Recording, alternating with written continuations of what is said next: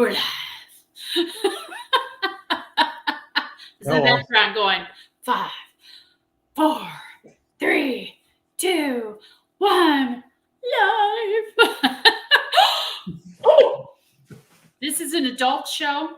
5, 4, 3, 2, 1. I can't do that much with my fingers anymore. I'm not that I'm not as coordinated as I once thought I was. Yeah. Welcome to another. Welcome to our another business G spot where I'm putting myself to sleep as we talk. Because I'm so exciting. How's the weather out there, my friend? Well, it was sunny enough. They said there was going to be a storm this afternoon. I think it's going to be closer to 6 p.m. You know what I mean? If I didn't have John's call before this, I probably would have went out and mowed the lawn just to get some of this stuff down so I can put some seating out there after the storm. But, anyway. Well, we woke up this morning to snow in New Mexico. It was beautiful. It was a nice dusting. We had about, I don't know, half an inch to an inch. Covered the ground for a little while because it was cold. It's still freaking cold out there. But it's melted now. So it was fun. It was fun. Fun stuff. So I thought we'd have a conversation about. Wait, before we have the conversation, what are you doing this week? What are we doing this week?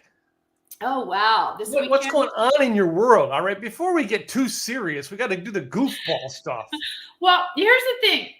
I'm starting to really know if they're interested in us or not yet. Get myself acclimated into our new neighborhood. And we have a standing Wednesday dinner appointment with one of our neighbors. We have neighbors across the street that we pretty much spend weekends with where we go over and have drinks or dinner or cocktail, whatever. We've got a couple neighbors down the street that we've been trying to get connected with, but they've had one thing going or another. I've got my book club that I belong to here, which is once a month, and a lunch club, which is once a month. So I'm getting myself acclimated into the neighborhood and getting to know my fellow neighbors, which I never did in California, ever. This is a first for me because, like I said, in this new neighborhood, a lot of people they're not from this area. They're all over the place across the United States. So a lot of them don't have family out here. So we are each other's family. They all came and descended upon a certain town and took over. Pretty much. Pretty much. But we do have some great opportunities that are coming to town. We've got a production company that's coming. They already have one office set up, a smaller office, but now they're setting up a whole production lot, kind of like Warner Brothers, where they'll be able to do all of their filming there and that type of thing. So they're in the process of setting up. And then not too far from us, which is in Santa Teresa, they're setting up it's a big storage unit where they will be able to hold fruit and vegetables, and so we'll probably have more opportunities for food out here because we don't have one that's close enough to us. So that's a huge opportunity, and they're going to be hiring on quite a few people. So our little town is growing bit by bit. So you're going to go apply for a job when they God knows you need to do something. Yeah, you can do your podcast. Let's talk about refrigeration today. I'm just saying. So, but it's very cool. I mean, there's a lot of stuff going on in the town and exciting. What about you, Mr. Gillette? What's going on with you? So this week, this coming Monday, I will be doing my presentation at Zig Ziglar headquarters. Nice. Once a year, what I do it. What presentation is this? So this is the one that's like a devotional type thing, and I pick a different topic every year and different subject. And my subject this year is "We're not in Kansas anymore." I'm us not. some I'm not highlights. giving away details. All right, but if you want, Just give us a synopsis. yeah. No, I'm not. You've got to come be part of the thing. But if you're on my email list, I'll send you a link. You can come attend it for free. It's on Zoom, right? You can attend this for free. So email me or go to timgillette.com and sign up for my email list, and I will actually, I'll actually send you an invite. Nice. I'm on that list, I'm sure. Yes, I've put you on my list a number of times. Oh, different list. I'm sorry.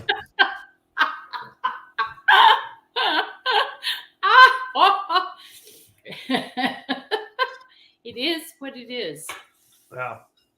So around the household, what I did around my house this weekend is, we're little by little, we're trying to get our house cleaned up. You know what I mean? Little odds and ends because it's going to be an ongoing project for a while. And one of the things I learned this weekend that I wished I would have learned in the middle of winter, I have these things called solar screens on my window. They're great in the summertime to keep the sun heating up your house. In the wintertime, they're great to keep the sun from heating up your house. Yeah, that's not really as good. So I took them off this week, and I'm surprised that, you know what I mean? It is warmer temperature, first of all, but I'm surprised how warm it keeps my house. And as we're pulling back from coffee this morning, my mom says, you should have took them off back in January. Yep. Probably would have been a good time to do it, Yeah, probably. I didn't have a place to store them, so now I've got places like we're building out and finishing off the areas of the shed where we can store things, and because it's all been building materials or stuff hiding in there that's going to go into a room somewhere, and little by little we're getting that cleaned out. My brother just built 2 workbenches in my garage for me today. Very cool. Yeah, little by little, and I've got a shed out back that has a lot of this stuff we've taken out and held. But I kept looking at the shed this past week while we were pulling up some extra dirt and stuff, and it's stored behind the shed. I looked at the corners of the shed, and I'm like, that frame is not necessarily as sturdy as I think it is. There's a chance that the good wind's going to come by and knock that shit over, and I'm going to have to take the fallen pieces apart. Oops. So let's see. Yeah. But if it took it down, I wouldn't get an argument from anybody about taking it down. It fell down. That's the beauty about living in a house as opposed to a condo. Yes. You get to do whatever you damn well want for the most part. Well, if you don't have an HOA, of course. But I have an HOA, but the HOA is not restrictive on that. It's the city that I have yet to dip in to find out what they like or don't like. The first thing I went up and said I wanted to do, the city said, you can't do that. And I'm like, okay. So I came back home and said, I guess I'm going to do this without telling the city. And that's how Tim Gillette does things, folks. No, it's nothing they can see. So, hey, it's inside my house. Yep. I get it.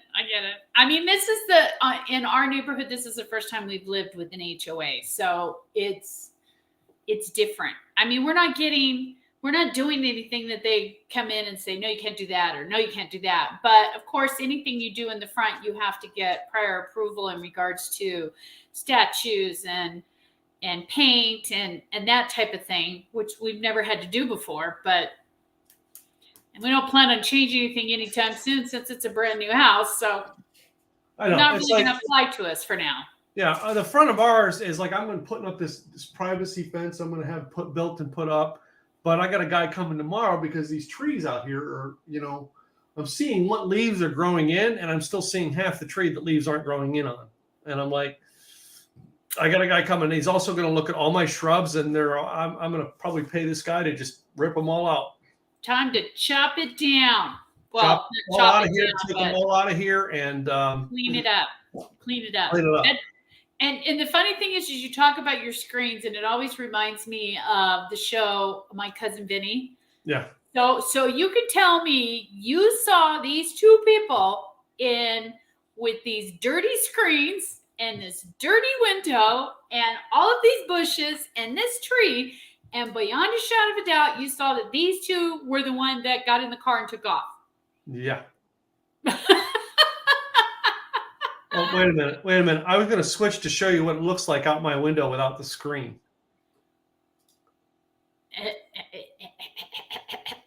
Oh, how look about at that? That's cool. A Look little at clear, a that. little clearer without a screen there, huh? Much clearer. Much clearer. Now you can see if anybody goes to the Suds and Sack and tries to rob the clerk. There's my front. You can identify them. That's a big tree. That's the good tree. The other tree is the other way. Wait a minute. That's the bad tree. Bad tree. Good tree, bad tree. And if you see the bad, well, you're getting part of my neighbors, but you see the shrubs are there. But if you notice in front of my window, there are no shrubs anymore. Yay! Nice and clean. Because the headache of pulling just those two shrubs out, I said, you know what? Let me call somebody else to do it. Ladies and I've gentlemen, pulled 3 out. I've only pulled one root out. And it took us done. damn near 3 hours to get the one root out. And I'm like, here's what I did over the weekend is on Sunday while we were doing, I smoked a pork shoulder on Sunday with the smoker. So I thought you were going to say you smoked something else. No. I whenever I fire the smoker up, I fire the fire pit up and I burn some of the scrap wood. Well, one of the things I tried to do was to burn that stump. All right. That stump that was in the ground that was part of the one shrub. And it took me 8.5 hours to get it to burn through it, but I got it eventually. And Sunday night, all right, there was still, as the wind picked up, there was still some flickering. So we went out and hosed it all down. Wow. It was all put out. So that's crazy. But because I can throw all kinds of scrap wood on there and it burns through it in 20 minutes. But boy, that just huge stump took forever to burn through. Yeah. So crazy. Yeah. Crazy. So, like I said, I have a topic that I wanted to bring to our audience today, and I'm sure that other people have been dealing with this, and I've dealt with it a little bit here and there, but not. I don't know. It seems that our parents today, not all of them, but people are flying on flights, and as we know, they cram everybody in. And when you're next to a toddler, you get to deal with kicking and jumping and screaming, and it is what it is. But a lot of times parents are pretty good about trying to keep them calm. There are some people now that are on these flights and they're asking them if they could, kindly calm it, and they're being told, mind your own business. So, I mean, or you're in public and you're seeing a kid have a temper tantrum and the parent's just walking by like it's nothing, or they're ignoring the child and they're walking by like it's nothing. So, I mean, how do you deal with this when it's not your child, but you still have to be next to them? And could be a 3-hour flight, could be a 5-hour flight. I mean, that's just torture. Do you remember the story that Bill Cosby told on his 1982 album? All right. And I get some of you don't like Bill Cosby because of the shit he did. Whatever. Get over it. Yeah. He still was a good comedian. He was a good comedian. So basically, he talked about getting on a flight, all right, where this poor single mother who was going to meet the dad of this child, and this guy was Jeffrey. Jeffrey was 4 years old. And you know how they knew Jeffrey was 4 years old? Because he walked up to everybody on the plane. I'm Jeffrey. I'm 4 years old. 4 years old. And he woke everybody up the whole plane ride. All right. And he was loud and he was crying. He was obnoxious. And this beautiful mother who came into this flight all dolled up, looking pretty. All right. By the time the flight was over, she had the hair falling over, makeup running down. Right. And poor Jeffrey. All right. He had fallen asleep just before they landed. So everybody on the flight proceeded to wake Jeffrey up to say goodbye. Goodbye, Jeffrey. Goodbye, Jeffrey. Goodbye, Jeffrey. To which the mother really appreciated it. She walked out, took the little 4-year-old Jeffrey out to the father, standing there all waiting and excited, and handed it to him and slapped it. Here you go. Here we go. I mean, I can sympathize because I'm a parent. I can certainly sympathize when you're in a plane and you've got a child or a toddler and they're going up high and they start I can totally sympathize. But when it comes to being conscious of the people around you, and I get it, it's tough flying, period, let alone having small children. I get it. Been there, done that. But when you just simply get to the point where you just ignore it and say, I don't care anymore, these people can just freaking deal with it. I mean, they have the right to have a silent flight as much as the right that you have to enjoy your flight, whether you have a small child or not. And I just don't understand the mentality of people that are just like, basically, fuck you. I don't really care if my kid's being a pain in the ass. I'm just going to ignore them anyway because I just don't care. And that I don't get. So let's don't get it. No, let's look at our society. All right. Again, I'm going to go back to something I was taught when I was younger. And I remember this, all right, from a pastor of a church I attended many, many years ago. And we had a guest pastor one Sunday. And he talked about when people come of faith, the first generation is all excited about it. Yeah.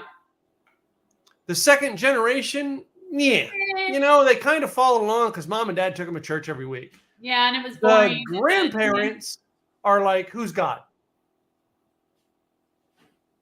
Right? And this guest pastor went down this thing and he talked about it. And he said, and he said, and you can relate this to all kinds of things in life, not just your spiritual or church, right? Yeah. And then our pastor was in the middle of a series that he was teaching on, I think, the book of Daniel in the Bible or something. But he interrupted it. And next week he came back and he said, I think we need to take that message from last week one step further. And I feel God telling me to talk about this today. And he's talked about it. And the pastor who showed it, he showed it on stage with chairs. As an example, he took 3 chairs and he lined one chair up. This is the man who comes to faith or learns something. Let's take the spiritual aspect out. The man who learns life, right? Learns what it takes to be successful, learns what it takes to be in business. Yep. Right? Then he has son. Second chair there for son. Son is kind of groomed to take over the business. Yep. Right? He's brought up, he's taught different ways, all right? He's in business, so he understands it. And then we have grandson, who does nothing but suck money out of the business. Yep. Spends it all. Yep. And the pastor then said, in between which chair is the problem? The middle. No, we're talking, there's 3 chairs. Now it's grandfather, son, grandson. Son, yeah. In between son and grandson, or in between son and father, grandfather. Where was the ball dropped that caused this? Between son and grandson. Nope. No. Between father and son. What? Every time between father and son that they did not teach them the aspects of why they were in business, why the heart was into what they were doing, where it was that it drawed them, all right? Where the discipline was. Okay. And what happens is son's just like, yeah, I hear dad all day long. All right, whatever, grandson, go play, right? Just leave me alone. So now we have a generation of grandkids being brought up. And whose fault is it? Is it the parents' fault? No. This goes back to how our parents taught us. So these parents who are on there holding these kids, right? It goes back to that person who's the mother there or father. How did their parents teach them? Where did they teach them? Because I'm seeing the gap now. I have a grandson just being born, right? I'm seeing the gap now on how I screwed up. Now, I was taught discipline on many, many things as a child that carried into my adulthood, but I did not teach them to my children. And now I'm watching what's going to happen. Well, not the son that had the grandchild is not going to be, but I have a child that is a temper tantrum, still throwing temper tantrums in their 30s. Well, And I that think is it my depends. fault. As the And parent, it is my fault. so I see your point, but I think it depends because in my case, my mom was a single parent. So Mhm. she had so much on her plate. A lot of times her best way of reprimanding us, I mean, she would spank us every now and then, but her best way of reprimanding us was reverse psychology. She would give us the situation, explain several ways that it could go wrong or could go right. It's still our decision to make, but if it goes wrong and we made that decision, we got to pay the consequences. And so, but I think it also depends on the child and what they're dealing with too, because and this is why I say understand it, because I had a son that's ADHD. Mm-hmm. And he was constantly all over the place, jumping up and down, running all over the place. But I took it a step farther and I put myself into classes and I put myself into, because my goal was the better I educated myself about ADHD, the better I can handle this child so that everybody around him would have a better outlook, instead of, oh my God, if you don't stop him from screaming or running around, I swear to God, I'm going to kill the kid. Mm-hmm. So I think, and I can see the point you're making, but personally, I think the problem nowadays is there's nobody taking the initiative to educate themselves. They're just saying, it is what it is. I'm dealing with the best I can. That's all I can do. But it's not just about it. What I'm saying is not that it's about educating themselves. What I'm saying was we were lazy. No, we as a generation were lazy. And what I mean by lazy is we took the easy way out. I don't know if I can agree with that. No. In your situation, in your situation, this is not true. But as a generation, we took the easy way out. All right. You really think that? Yeah, because how many times do you see a parent, or have you seen a parent? Johnny, you do that one more time and you're going to get it. Johnny, and nothing happens. Johnny, I warned you one more time, Johnny.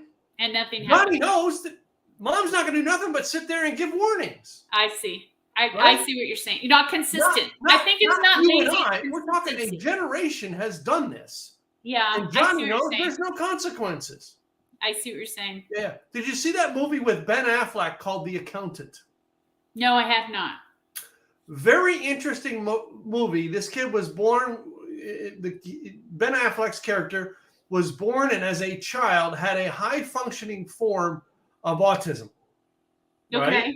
And they went to take him to a school, and the mother wanted to put him in a school, but and said that, you know what I mean, this kid, he freaks out every time he, you know what I mean, he gets he's sensitive to light, he's sensitive to these things.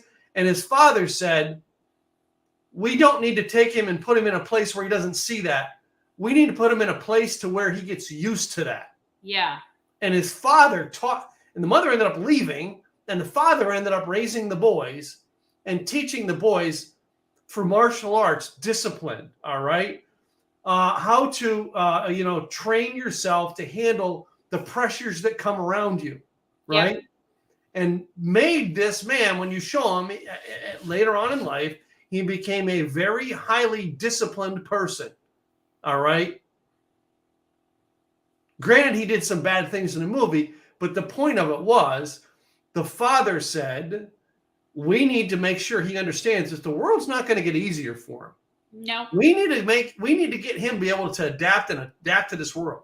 Yep. So when we have a child with ADHD, or we have a child that's got something like that, yes, we can educate ourselves onto it, but trying to coddle that kid and protect him from the world, what happens when he turns 18? Not good. Not good, all right? Not good. But what happens when he turns 18? He didn't learn discipline, and he has 4 kids with 4 different women, and then he doesn't raise the kids because, well, that's too hard. Yeah, I was taught anything was hard. I just run from. Yeah, I see what you're saying. Yeah. But I mean, in our case, in my case, I felt that with the education, not only did it help me, it also helped me realize how to reprimand him. Yeah. So that because every child is different, you can't reprimand a child the same way as the next child and the next child. They're all different. They're all individuals. So you have to do what you can to reprimand them so they understand the consequences. Yeah. And he learned his consequences over and over again.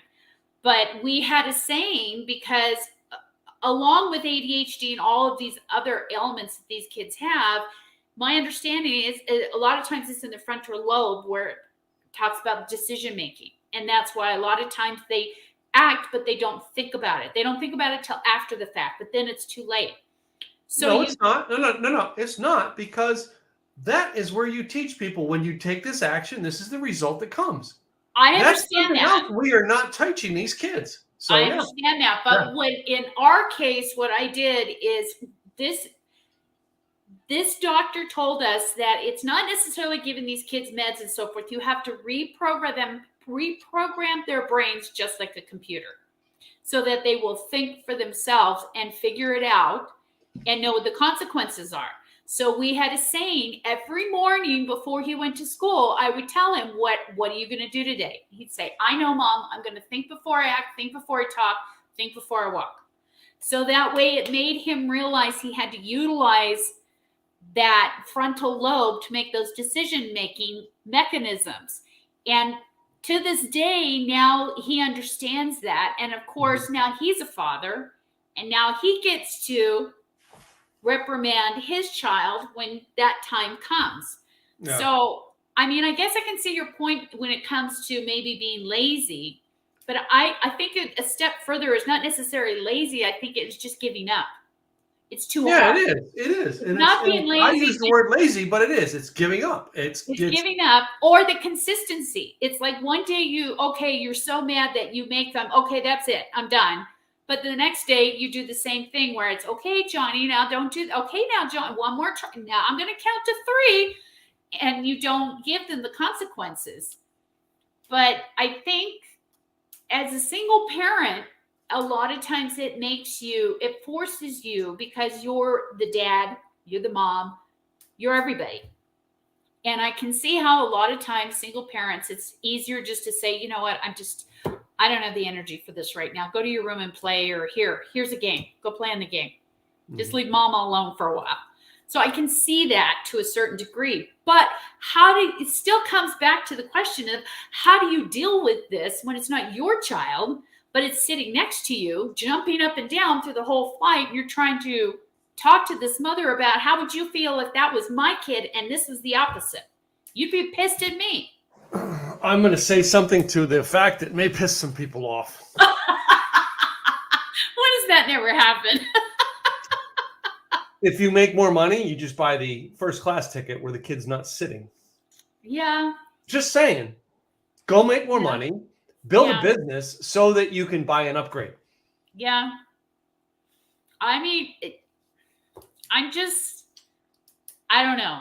I'm just saying that it seems to be prolific, and it seems to not, I don't know if it's getting better or worse, but all I know is I'm seeing more and more kids that are not being reprimanded, or they're not having the consequences. They're just like you said. Now, Johnny, come on. But you know how my parents handled that? Wasn't their kid. It was somebody else's kid. So they got the ladies in the church together, and they all started talking about that mother. Oh, through shame. That poor mother, you know how she heard about it, don't you? Through shame. Through the shameful rumor mill. The shame, yeah. What happened? No. This is going to be bad, but I'm going to tell you, some of you are going to think about it. But when that mother was shamed, what did she do? She started changing, because she didn't want to be changing. That's right. The smart one, when she's shamed, goes to the mother. All right, that she knows that, like, is starting this rumor, and says that, hey, by any chance, can you help me? How would you deal with my situation? Yeah, help me with this because Help me I'm with it. evidently having a problem and I'm not managing it well. So help me through this. All right. So now we've brought it up. Let's talk about business because you and I probably know dozens of people who have been failing in business for 5 years straight now. Yeah. All right. And we ask them the fundamentals. So how big's your list? What's a list? What list? What list? Yeah. You know what I mean? So what's your website? I need a website. Website? What's that? I can do this through social media. No.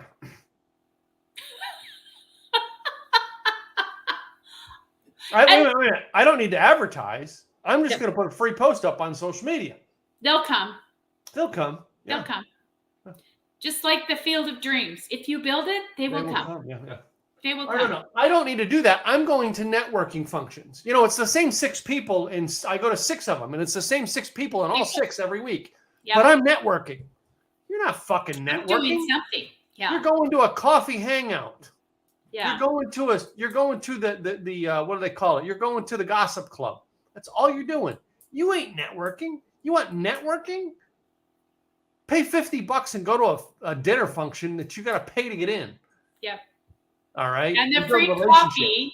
What was it what was those they were coffee and something.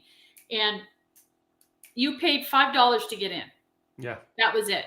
$5 to get in, that was it. And the funny thing is I remember a girlfriend and I, she was in business and I was in business, and we started this networking group.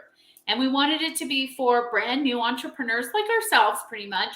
And we didn't have a lot of money, so we started where it was $5 to come in, and we provided the coffee. That was it. We provided coffee and water. That was it. Place to meet, coffee and water, and a speaker based on business. That's all we supplied. And I swear to God, you can't bring any fruit. What about tea? Can't you provide us with tea? Well, we should have Danishes or something. Or we should, it's like. Well, on the week that you sponsor it, yeah, you can buy the Danishes. It's like, but what astounds me in business is that the less money people pay, the more they want. And the more money people pay, the less they complain or say, well, what about this? Or what about that? It astounds me to this day that somebody will say, can I get a discount? And that person that wants a discount wants you to do this much work for this much price.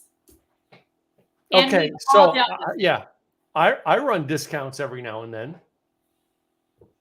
Wait a minute. No, I've learned this from Frank Kern on how to properly run sales. Every time I run a sale, I will not run that sale again. No. That list will never see that sale again. Yeah. All right. And the reason I do that is because I use Kartra, and I can tag them if they've seen it and opened it, and they're tagged, and they never see that same sale again. Yep. I ran a sale in December offering 6 months. All right. For my inner circle, my gold inner circle program, for the price of 3. It's a sale I learned, run half price sale. All right. Another one that I've learned to run sales is I've run a sale, and I'm probably going to be doing this here in March. It's going to be this one here. And that is, would you like to try my inner circle out for free for 14 days? Oh, trial run. Trial run. But when they click yes to try it out for free for 14 days, I have an automatic upsell. All right. You can continue on the 14-day trial, or if you know this is what you want now, all right, at the end of 14 days, you will be charged $97 for your first month. But if you know this is what you want now, you can get your price locked in at $47 a month right now. Yeah. That makes perfect sense. It does. All right. I was in a program with Frank Kern that the program was $300. And I kid you not, 14-day free trial. The upsell was, you can act now if you want it for $147. What do you think I did? You acted now. I acted and took that $147 deal. Yeah. Run deals based on what you know, what your psyche would do, right? Yes. Anyway. But that still comes down to the fact that you still, and we've talked about this before, that when you're dealing with clients, there are those clients that no matter what you do, well, can't I get that for this much? Can't I get it for this much? Why is it so expensive? Well, what can't I just get it for this much? I had one client that called me. She wanted me to do it for dirt cheap, dirt cheap. Mm-hmm. So I asked her, how much is your hourly rate? Oh, well, I'm a coach and I charge my people $250 an hour. Can you do that for me for 50? She said, I won't make any money. Exactly. And I after don't relay it to them. I just go, no. Why? After I Because said I that, said she so. said, okay, you made your point. I'll send you a check. No. You just gave her free coaching. I don't give people free coaching anymore. I just say, no. Why? Because I said so. It's my business. I don't mind doing that. It's just that you have to understand that when you're asking somebody for a discount, then you should be willing to take a discount as well. And when I go to tell them that situation, I'm giving them free coaching. I want them to fail at their business about 6 more times to call me, and then they can pay me for coaching. See, the difference between you and I is I'm not going to explain until you are a paid client of mine. You laugh, but that's the truth. That's another thing. Why? We have people expecting free coaching. Yeah, well. All right. I didn't look at it as coaching. I simply looked at it as a way to explain to her why discounts are not. You don't need to explain. No. You don't need to explain to her. Because now she just takes that knowledge you gave her to grow her business free of charge. Again, I had Zig Ziglar sit down and tell me, Tim, all this stuff you're doing for free, people pay for that. Why you're giving it away? Why are you giving it away? Yeah, but the thing is, though, in today's society, you still have to give some things away to capture your audience and let them get in exchange for something. Yes. If I give you free advice or I give you a free call, what am I getting in exchange? Well, nothing. Oh, really? Well, if you go to my think about this. You want a consultation, you go to my website. I say go to my website, click the button for free consultation. What do you have to give me to get free consultation? Your email address and name, and now you're on your list. I'm building a list with you. Yeah, well, I did the same thing. Well, no, we have people out there. Well, sure, yeah, let's just meet for coffee. I'll meet you at Starbucks at Point, Maine over there. All right. I don't do that anymore. No. No. I love this talk because we have conversations about some of the stuff we've gone through. Right. I had a lady. She is a great speaker now. She talks about burnout. All right. And she's booked to speak as a keynote all over the country now. Has a son. Great. But when she was pregnant with her son, she was going to be a single mom. And I was coming back, I think, from my first or second Craig Duswalt Rockstar Marketing Bootcamp, back when he had the 5-day ones. Yeah. And she messaged me and said, hey, when you get back, can we have coffee? I'd love to hear what you learned. So we did. And I sat down and I said to her, I'm not going to tell you her name, but I said, so I'm curious. Are you buying coffee today?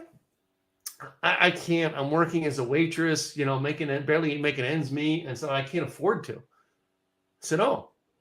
I said, so I'm just curious. You're a coach. How many coaching clients do you have? She goes, well, right now I've got none. I said, so wait a minute. You expect me to spend the thousands of dollars I spent to go get educated at a location in Los Angeles? I paid for a hotel. I paid for the conference. I paid to be in the mastermind. I pay for all that stuff. But you want me to come back here and just meet you for coffee and give it to you for free? She goes, I never thought about that way. I says, now let's go back to how many coaching clients do you have? She goes, none. I says, how many coaches are you working with right now to change that situation? Well, none. And I said, do you think those two numbers are in common for a reason? I got a phone call from 3 coaches the next day saying, what did you say to her? She hired me yesterday. Yeah. Changed her whole around. Again, She is a fabulous. I mean, I seen her son when her son was probably about 6, 8 months old. Her son's several years old now, and I haven't talked to her. You know, I mean, other than messaging on Facebook and stuff, I haven't talked to her in years. But still, I'll bet you anything that she tells people. You know what I mean?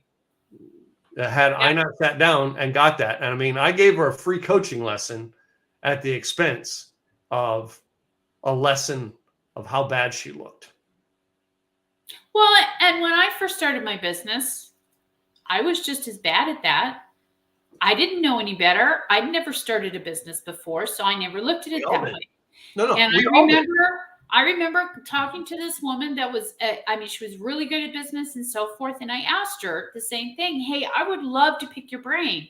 Would you mind? I bought her coffee. I bought her a Danish because I felt like, you know, let me at least buy you coffee and so forth and just pick your brain. We got through the coffee for about, I don't know, an hour or so. And then she looked at me and she said, now, what are you going to do with all this information? I said, I never thought of that. She said, you got all these notes. What are you going to do with it? So, well, I'm going to go back and digest it and see what I can implement and blah, blah, blah. And she said, now let me ask you this. So, and I'm not trying to sound selfish or anything, but she said, I did this for you because I know you're just starting out and you don't know business and you don't know the rules and regulations or whatever. But she said, in the future, don't ask somebody to pick their brain unless you're willing to pay them for what their time is worth. I said, well, I bought you coffee. And she said, my time's worth a lot more than a cup of coffee. Mm-hmm. And she said, and I did this because I wanted to teach you a lesson. Yeah. But she said, you have to understand that, yes, I know you're starting out on business, but all of us are busy and we all have things to do. And we don't have an hour or two to sit down and give people free advice when I could be, why should I give you free advice when I'm charging somebody else or I'm charging this person or charging that person? What makes you so special? Yeah. And I was like, I never thought of it that way. I mean, I did. See, I'm willing to have coffee meetings with people, right? You have to give me your name and email address, number one. Number two, you have to meet at my coffee shop. Yeah. Well, all right. And I've had people go, well, your coffee shop's kind of ways away. Can I come? Can you come to one closer to me? I'm like, no. This is my rules. However, on that very same things, Michael Selzner, who is the guy who created social media marketing world, right? Michael was here in Dallas in 2014 for a conference, and I just walked up and started talking to him. And I said, listen, I know who you are. We're friends on Facebook.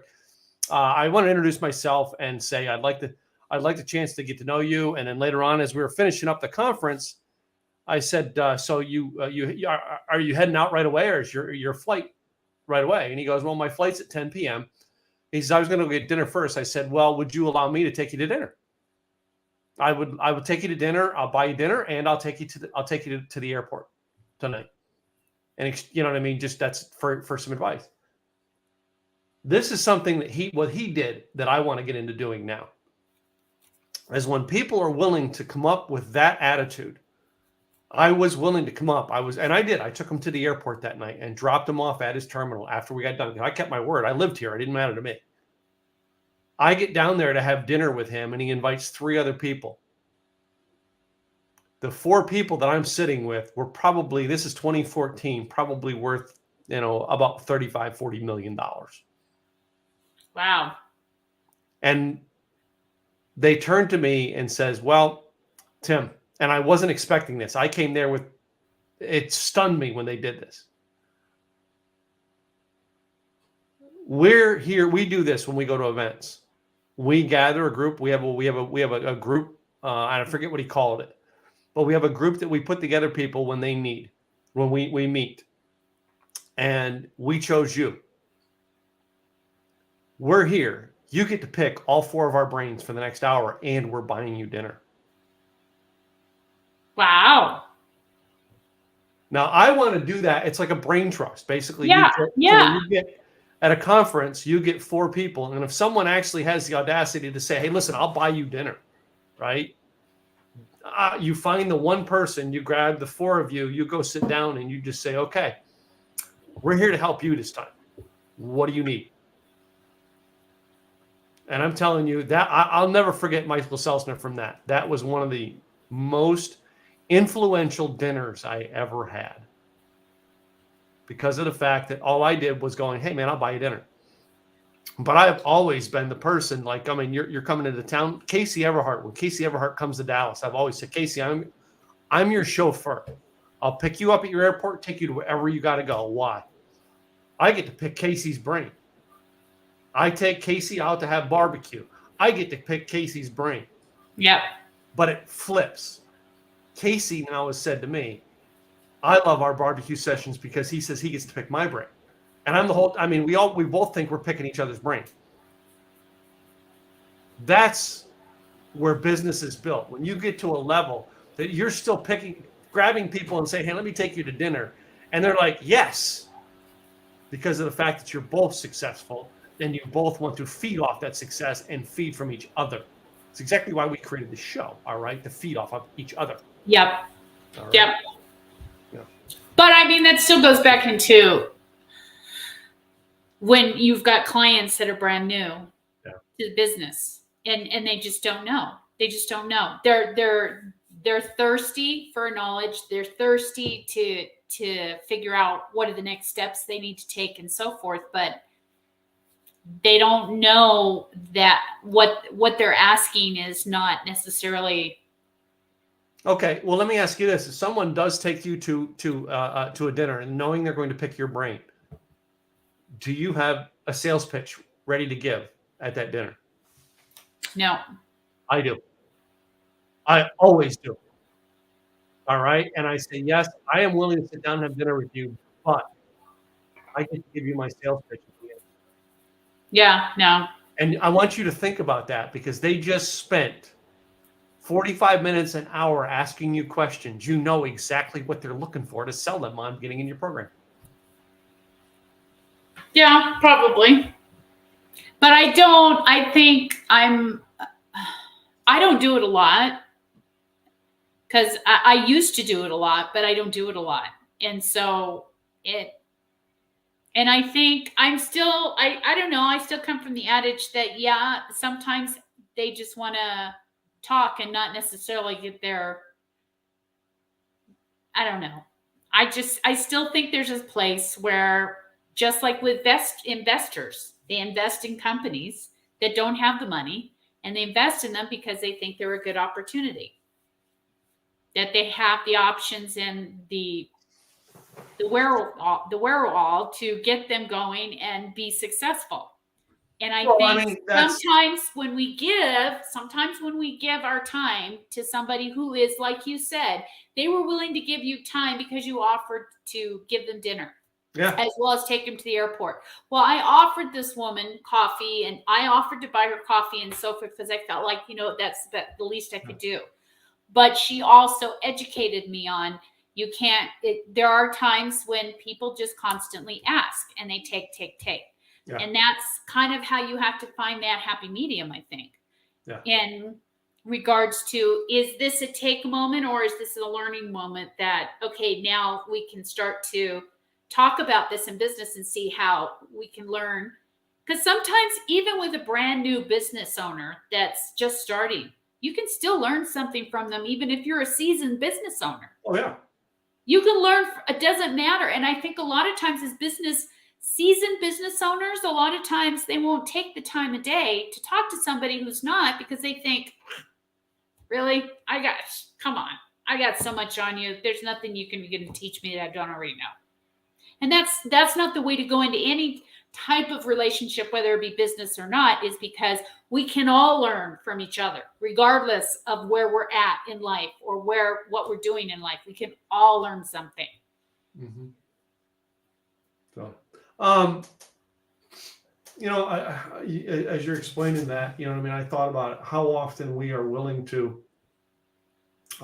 give, all right, and how many people I've seen who have been stingy on their giving, even though you put the stipulations out there. No, this call is for this, right? Mm-hmm. If I remember calling, gosh, it had to be 30, 40 years ago. I was calling a lawyer who advertised in the paper a free 30-minute session. or a free session or something like that. Yeah. All right. And I called, I called to get a consultation with him, and I'm on the phone, and he explained to me, he says, well, no, this is part of the, a free consultation. I only give, 30 minutes, stuff like that. I said, okay. So my biggest question was, I'm not being billed for this time. No, sir, I'm giving you I'm using this time to give you advice as to whether it's wise to hire me or not. Okay. All right. So like I set up the parameters. I'm calling you to give you the situation for you to decide, Tim, I can take on your case, or Tim, I need to use someone else for your case. Yeah. All right. I was trying to make sure that was before the internet, right? I'm trying to make sure I'm not being billed for that 30 minutes. Yeah. Right. Anyway, to try out if this guy's right for me. But I had someone in my world, right, who refused one-on-ones with people. She felt she was high and above it, and everybody who came down to ask her for a one-on-one, she says, "Oh, they just want to pick my brain for free." And at the time, she was asking to speak at my events, and she was asking to be on then it was a radio show. I had it on the radio network there in Arizona, and she just kept, how come I'm not speaking at your events? I says, because we need to have a one-on-one sit down. Well, I don't do one-on-ones. I says, that's my requirement. But we can talk one-on-one right now. No. I put you in my setting to talk to you for a reason. And if you're not willing to do that, you're not coming on my stage. Right? So I get people who are they're skeptical on people taking advantage of them. So they cut it off altogether. And then you mentioned invest in businesses. I'm rather moving towards being an investor. All right. I've taken pretty much all of my profits for the past couple of years and put them in real estate. And I'm about to take more of those profits, all right, out of IRAs and put them into real estate. I invested in a deal with somebody that they moved the money from one deal to another. And I'm like, I will never invest with them again because they did that. They didn't pay me back when they finished the deal. Oh, got it. I invested for this deal. And that's what most people are not understanding with investors. They simply think, well, these people they trust me enough to take advantage of them. No. An investment comes down to business. This is investment. I'm investing time with you, right? Yes. You misuse the time, you don't get it again, right? Yes. But that's why that lady doesn't do that anymore, because people have misused that investment, right? I had someone, same thing here, in a money investment. I put money into their business, all right?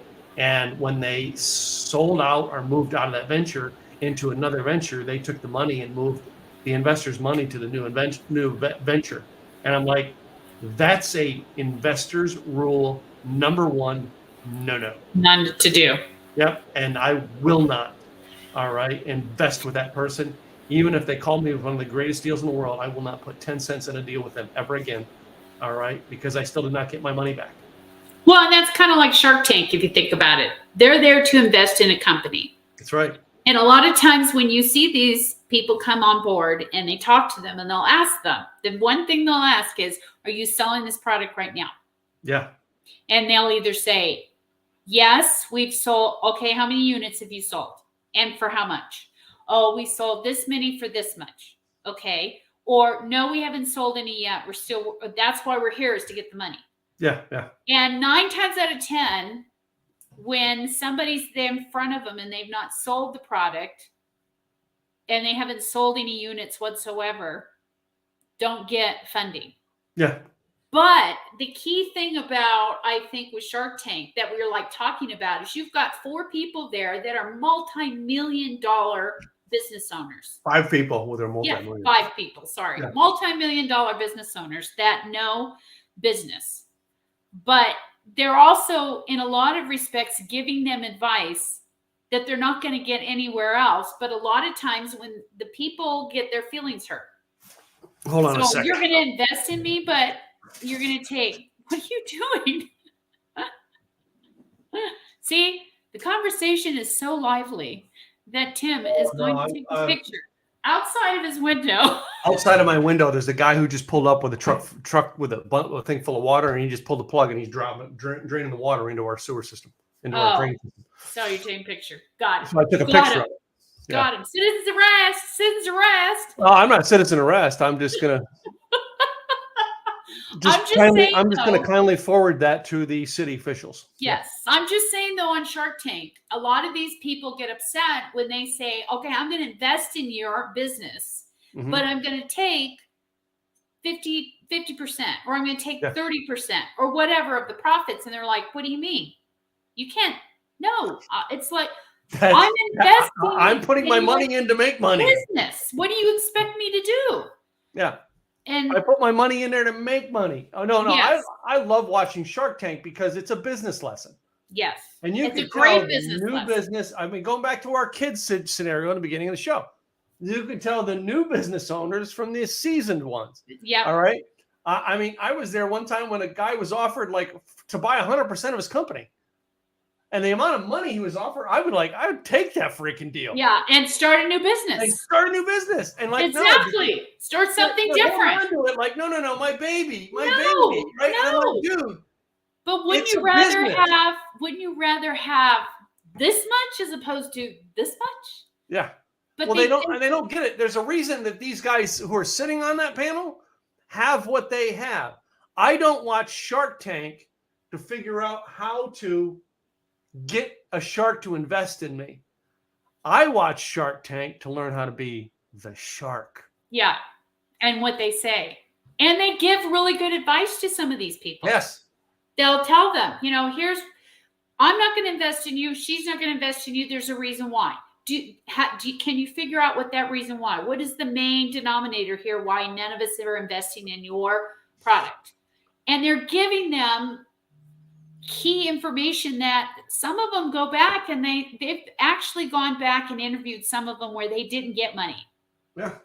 And they were given advice and they took that advice and they took it to heart and they put it in play. And now they're successful. Yeah. Because they took that advice. They may not have gotten funded, but they gave them great advice that, okay, let's run with it. Mm-hmm. And I think that predominantly is the key. If you're going to sit down with somebody who has more business savvy, who's going to be able to give you a lot of key information, you have to understand too where they're coming from. Mm-hmm. And it's not just a take. It has to be a two-way street, not just a one-way street. Mm-hmm. And you have to give them that opportunity, like you said. You offered, I'll buy you dinner and I'll take you to the airport if I can pick your brains. Mm-hmm. And you had that opportunity, but not a lot of people have that. Or the initiative to actually come in. They just think, oh, can I just go to coffee with you for an hour and pick your brains? They don't think about it. Like I did. I didn't think about it when I first did it. You don't know what you don't know. Yeah.